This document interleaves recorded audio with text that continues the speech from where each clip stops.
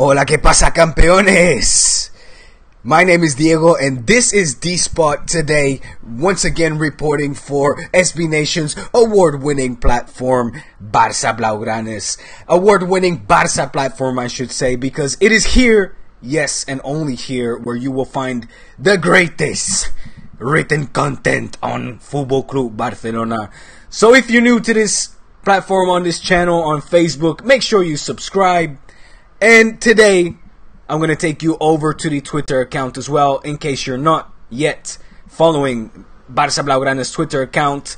Make sure you do, because we're going to go over the latest Barça news and break down all the latest stuff that's happening over in Barça world, okay? So do, like you usually do, blow up the chat with your questions, blow up the comment section, blow up the emojis. I see a couple of thumbs up already. Thumbs up right back at ya. Okay? And let's get ready for a brief, intense Barça session show. Let's do this. It's D-Spot.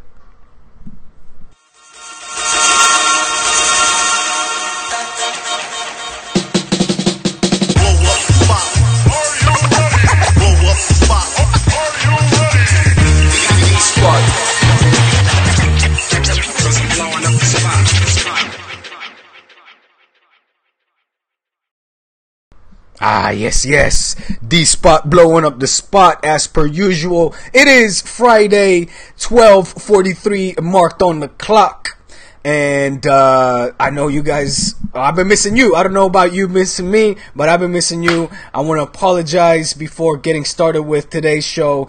And I know this is not the first time I'm going to come up with this excuse, but work overload, studies overload, other compromisos, other engagements have prevented me from broadcasting this show earlier as I would have liked to do. Of course, since we last spoke, a dramatic, emotional, I should say, maybe not dramatic, but an emotional match happened over in the Camp Nou on Sunday, where Iniesta bid his farewell, his final farewell, shut the curtains down on his legacy, his time at Fútbol Club Barcelona, y nos duele. O sea, a mí todavía me duele mucho. It still hurts, and you know, possibly never gonna get over it. Excuse me while I take a sip from the Pimp Cup. The Barça Pimp Cup. It's been a while you guys haven't seen it, huh? I have to bust it out. I bust it out every day. So very emotional match there. A lot more emotional than I expected, to be honest. You know, it's kind of like, I don't know if there's any NBA fans out there, but if there are, you guys will surely remember Kobe Bryant sort of last season and his final farewell and everything. He scored, what was it, like 80 something points?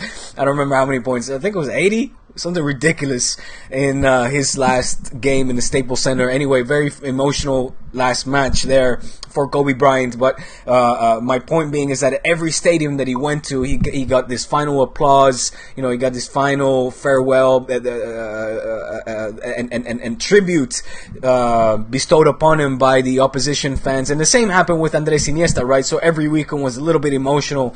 And I thought, you know, come Sunday at home in the Camp Nou against Real Sociedad, I'll be kind of over that. It won't be teary-eyed. But I kid you not, man. I fucking had a lump in my throat. I'm still not over. I'm still talking about the verge of tears. I'm gonna cry. Okay? No, not really. I've got a cold. But I had a lump in my throat the size of my fist. I swear to God. It was very emotional on the night. You know, just seeing Andres there. Just, you know, bidding farewell. Him getting all emotional. I was like, don't you cry. Don't you cry, Andres. You're going to make me cry. But seeing the dawn breakdown get so emotional. Seeing the crowd. I mean, the Barça fans, the Barça loyals, the Camp Nou loyals being, you know, so in a state that I've never even experienced before. You know, I don't remember, you know, with Xavi it was a very emotional farewell as well. But I don't remember the entire stadium chanting out his name for the remaining, 15 minutes. I think it was 12, 13 minutes at least. The entire Camp Nou going, Andres Iniesta, da da da da da da, Andres Iniesta. And that, like, you know, it's very hard to get culés off of their asses in the Camp Nou. Trust me. Little side anecdote. I remember the very first time that my grandfather took me to a Barça match. I must have been about 7, 8 years old.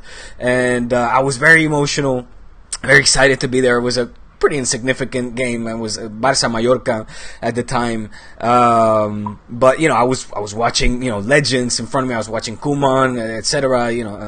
Laudrup, Stoichkov, Romario, etc.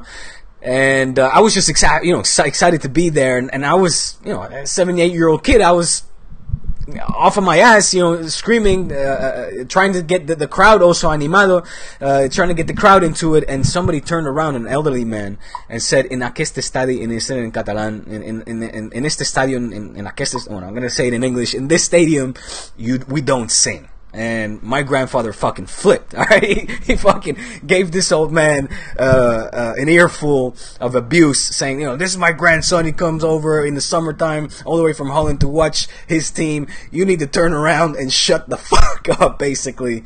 And but my point being with this is that the Camp Nou is not a stadium renowned for passionate, singing, supportive fans necessarily for your everyday match. And I was happy on Sunday to see the crowd just get so behind and really like singing for a good 12-13 minutes. So and Andres Iniesta deserves nothing less, obviously. So that was great to see. And it just made me emotional. Then, of course, him being substituted off, taken off, and him getting teary-eyed, etc. All great stuff, man. All good stuff. So, what was I saying? My point with all this was, that was the highlight of the match. Coutinho's goal, fantastic.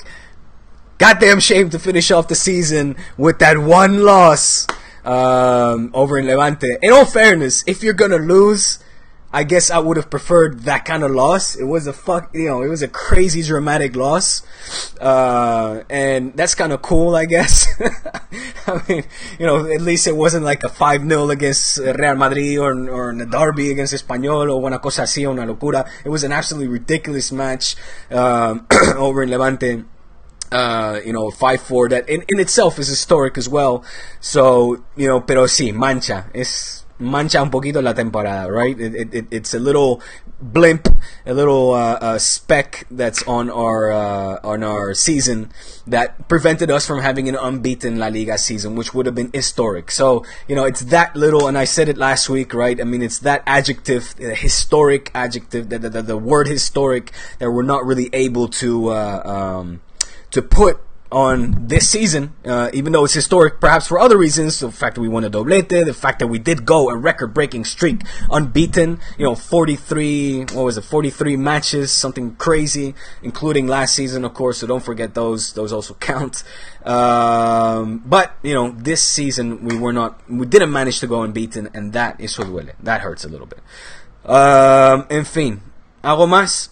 I'm going to take you guys over now to some more recent news instead of talking about the good old days and reminiscing about the past and getting all teary-eyed and stuff. Let me read out a couple of your comments. I see Lufefe in the house. What's good, Lufefe? Ahmed saying hello. Abu Bakar. Coño. What's up, Abu Bakar? I see your boy. I see Adrian saying, and if those fucking Scouser cunts win the Champions League in 2 weeks' time, I'm gonna kill my fucking self. Hey, that was a funny video. Thank you, Adrian, for sharing that. If nobody saw it, Google it. It's a Man U fan talking about what he would do to himself in the case that Liverpool wins the Champions League. It's very funny, very, very funny. He's very expressive and dramatic. So thank you, Adrian. I saw that and made me laugh a lot. Richard saying, what's up? What's going on, Richard? What's going on, Mohammed? Matthew saying, love D Spot. Keep it up. Thank you, my friend. Hola, ¿qué pasa, campeones? Keep your questions nice and brief so I can read them out real quick. Mohammed is saying, how are you, Diego? What's going on with life? How's the family? All good, my friend. All good. A little bit under the weather, as you can probably tell, but it's summertime, or almost. The weather is looking nice. My master's is almost done, so by that time I'll be able to focus as well, more time on this, and of course come to you guys still on a weekly basis. And whenever the news breaks out, we'll be here on Barça Blaugranes and D-Spot to talk to you about the latest transfer news or what else is happening in Planet Barça. As Adrian's saying, any truth about Arthur coming earlier from Gremio? I just read this. It was expected Barça would wait until January to bring the midfielder to the Camp Nou, but there are claims that he will speed up the move in summertime due to the departure of Andrés Iniesta. Adrian, me estoy cruzando los dedos, tío. I cross my fingers that he comes in end of August or July, whenever the pretemporada starts, because he needs to. You know what I'm saying? Like, Valverde needs to count on as many players in for the preseason as possible, so that he can instill his philosophy and his tactics to these players, and so they can get accustomed to the brand of football that Barça wants to play, that Ernesto wants to play, get familiar with the teammates. This coming in January, doesn't do any good for anybody. It's a miracle that Coutinho's had the half a season that he's had.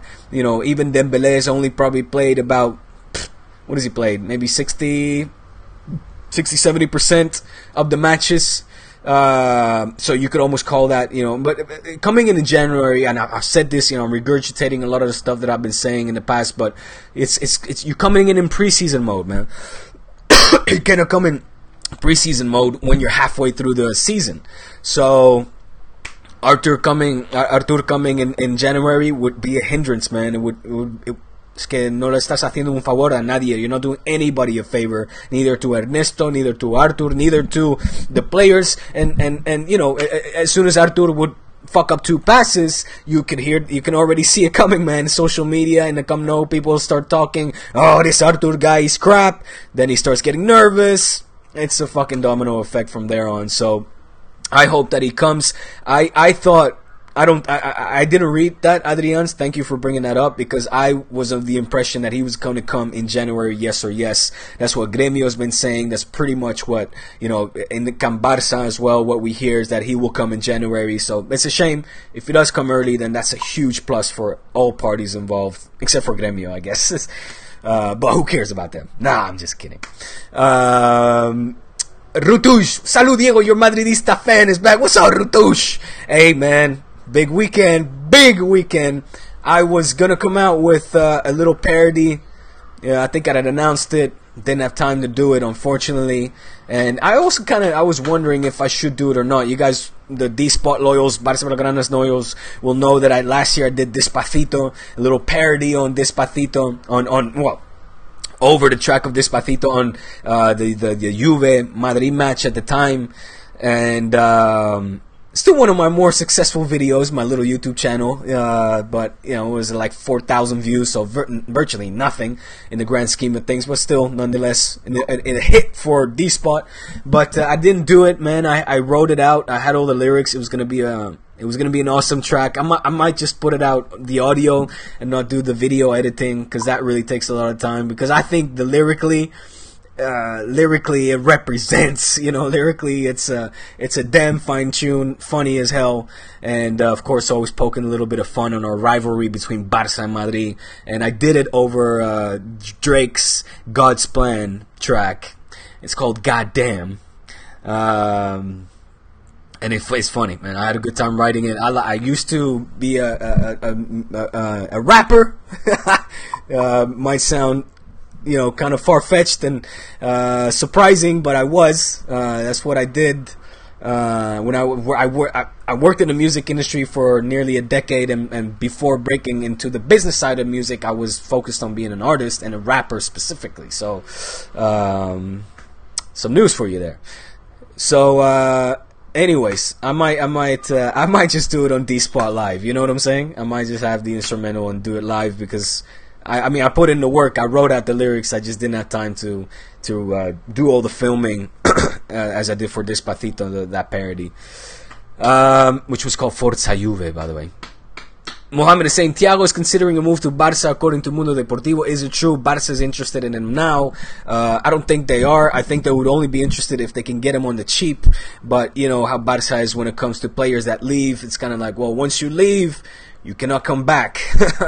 And in Thiago's case, you know, he was very adamant about a move away from Barça. As far as I'm concerned, he's been saying that he has been happy there. Of course, he wants to move back. You know, he knows that there's a spot now that Barça's in dire need for some quality midfielders, and I would like to have him back. I just don't see it happening.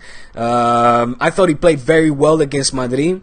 I think he had Kroos and Modric on the ropes. So I scratched my ass. And you know, he showed exactly, you know, why Bayern, you know, or Pep I should say, kind of put in the effort to bring him over. And I would like for him to come back. I just don't think it's gonna happen. I don't see it happening. And it's always tough, you know. Bayern probably doesn't want, you know, or probably Bayern doesn't want him to leave. So it's a far-fetched one. Probably not. Predictions for the Champions League final. Check out La Liga Lowdown. We are coming out with our partidazo predictions on the Champions League final on this Real Madrid-Liverpool. I'm predicting a 3-1, 3-1 Real Madrid win. 1 goal in offside and another one in penalty. Controversial, easy breezy kind of win for Real Madrid, but controversial as per usual. That's my prediction. Abraham saying, hey D, hope you're doing okay. I'm doing just fine, my friend, besides the little cold. What are the rumors regarding our new signings? Omi saying, well, let's go over that. Let's go over that in terms of Griezmann and stuff. That's why I really want to break down to you guys. I want to just show you guys what is in the news on Barça Blaugrane's site. Rutush is saying, does Madrid Champions League win make Barça's double a little less or little insignificant? Insignificant is probably not the right word. It'll just fucking hurt, man.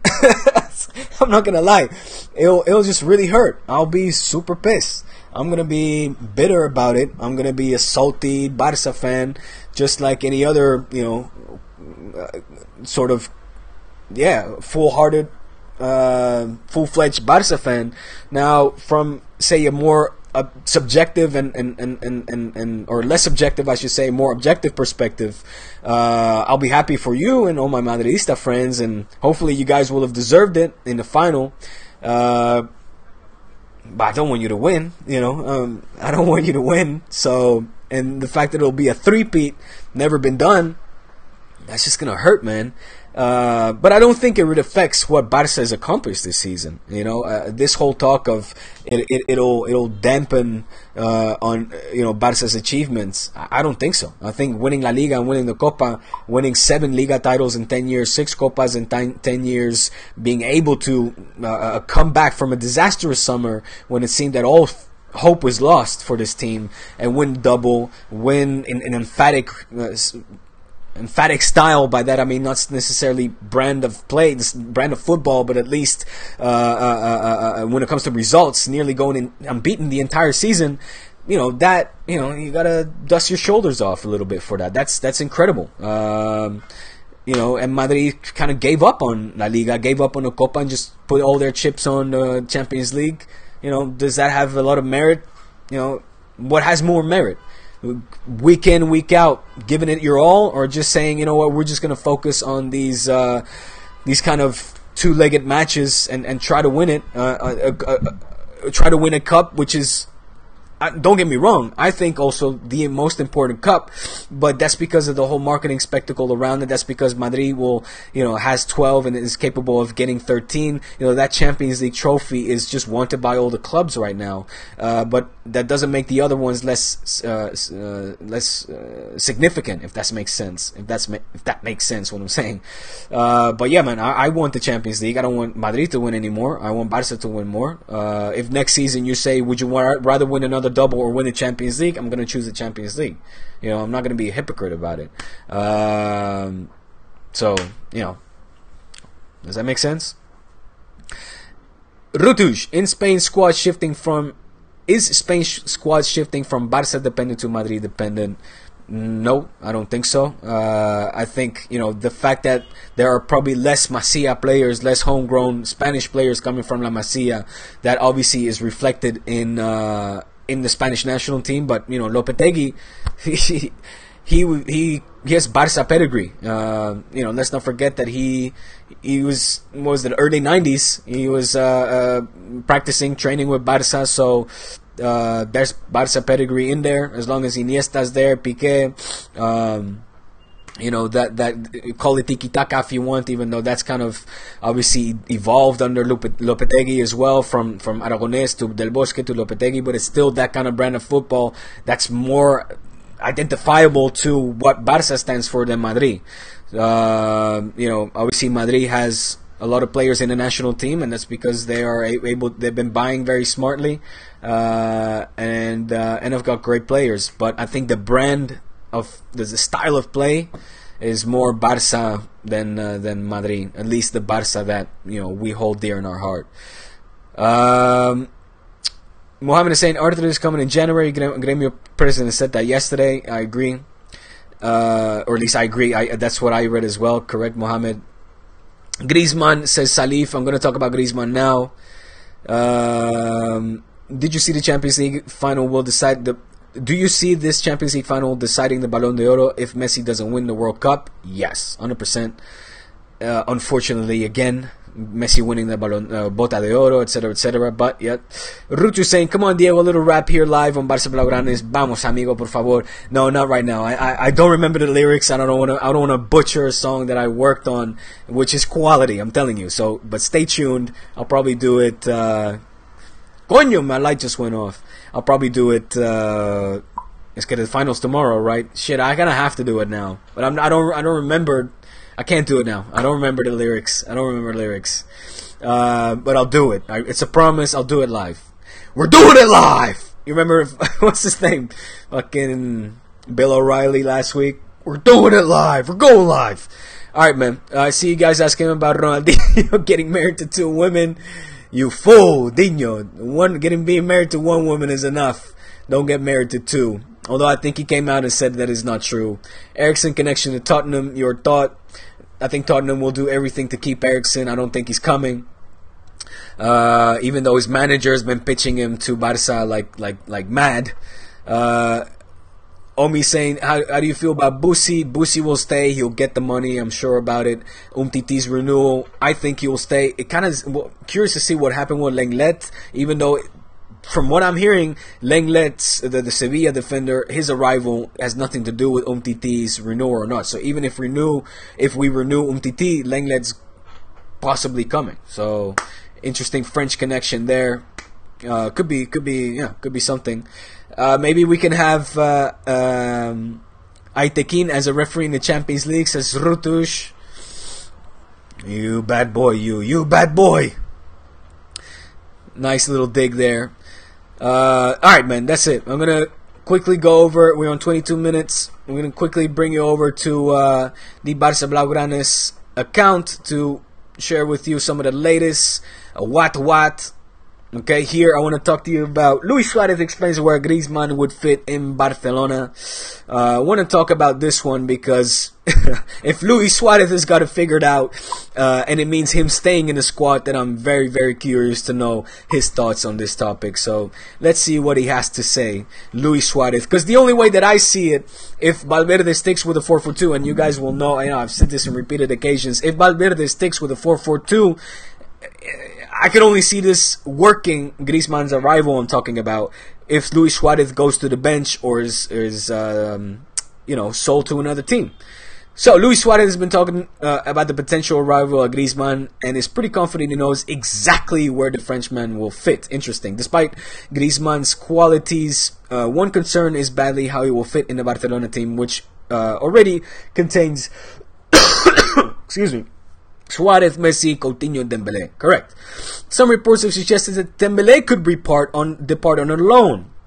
I disagree, because his game time will be reduced if Griezmann arrives. See, I don't agree with it. I don't understand these reports. I'm not saying that Jill Clark is incorrect, because she's correctly citing what reports are saying, but I see Luis Suarez being more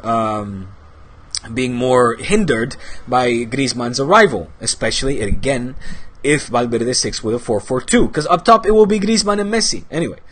However, it sounds like Suarez has it all worked out, and he explained what the team will look like to Cadena Ser. Griezmann would fit perfectly at Barça. Coutinho would play in Iniesta's position, and Griezmann would fit in Neymar's old position. So clearly here, Luis Suarez is referring to the 4-3-3. Interesting. Where would that leave Dembélé? Would be my question then for Luis, because that would mean Dembélé would continue on the bench. Let's see what he said. Which is all fine and good, except that it still means leaving either Suarez or Dembélé on the bench. Correct, Jill. What do you think that Griezmann would fit in Barcelona? Let us know your thoughts in the comments below. Yeah, I agree. I agree with Jill's assessment here. Even if it is 4-3-3, which is exactly what he is referring to here, because when Neymar was playing, we were not playing the 4-4-2, but a 4-4-3. So where would it leave Dembélé, man? You know, where would it leave or Suarez? So some food for thought. I'll be interested to know your thoughts, because I still haven't figured this one out. Next one. A lot of your questions were related to Arthur. No possibility of Arthur joining Barça in the summer. This was from 9 hours ago. So, Adrian, I don't know if yours was a more recent one. But here, Gremio's president indeed saying that, he ain't coming in the summer, guys. But your boy Arthur can only come in January. There's no possibility that Arthur will leave the club in the coming months, because everything is already written. There is already a written contract where there is where this possibility is not contemplated, he said. The only thing to which Barcelona is entitled is to exercise the option to buy.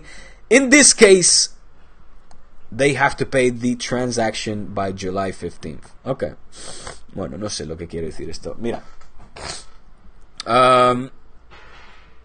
So that does leave a door open to a move in the summer, if they want to exercise that option, I guess. No entiendo. This one I want to pick out. Riqui Puig is staying at Barça. Riqui Puig.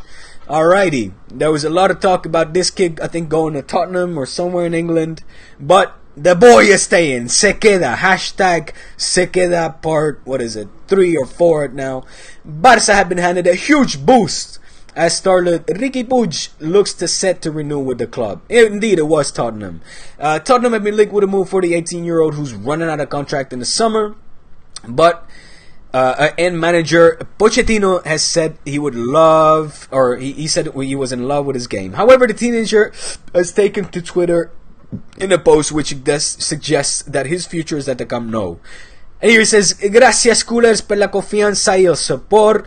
Em fe molt feliç seguir al mejor club del món y aprender dels millors." So he's saying, gracias culés, thank you culés for the trust and the confidence and the support.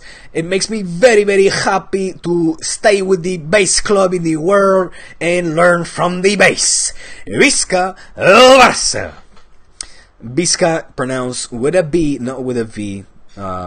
That's a little attention for especially quote-unquote Barça influencers on YouTube that still say Visca el Barça, that have nearly 500,000 Barça supporters and cannot pronounce Visca correctly.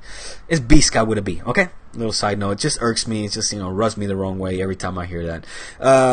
Anyway, so that's good news. That's good news for La Masia. That's good news for Barça. That's good news. All right, boys. That is very, very, very good news. Alrighty. En fin, guys, I'm hitting the half-hour mark again. Way over time. Never thought I was gonna go this long. Answered all your questions. Brought you a little bit of news in a hopefully an entertaining way. Rutu saying, will La Liga Lowdown also cover La Segunda División? Because we have a lot of talent in La Segunda. Indeed we do. But right now we have, so much to cover in La Primera División and very, very little time. So I don't think that we will, unless it's something crazy or, I don't know. Right now, though, there's no plans on doing so. Apart, like I said, from the maybe odd news story here and there. En fin, guys, muchísimas gracias. I'm humbled, as always, by your interaction, your feedback, your comments, your compliments.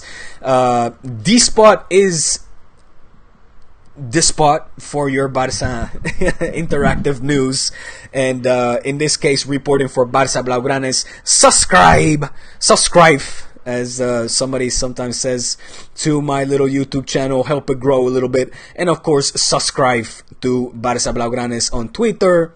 And, click the notifications button as well, so you guys get notified whenever a video or news article comes up. Thank you, guys, for, again, taking the time to watch, share, comment, like, subscribe, and all the good stuff. I will talk to you guys next week with more news, and hopefully be able to celebrate this doblete with the defeat of Real Madrid in the Champions League. Rutush, love you. But you guys gotta lose. Leave some copas, leave some, Champions League trophies for the rest of us. Please, do it. Share, baby. Sharing is caring. Don't be selfish, okay? Be nice and lose. Alright, guys. Hasta la próxima. Lo dejo aquí. Un abrazo y chao.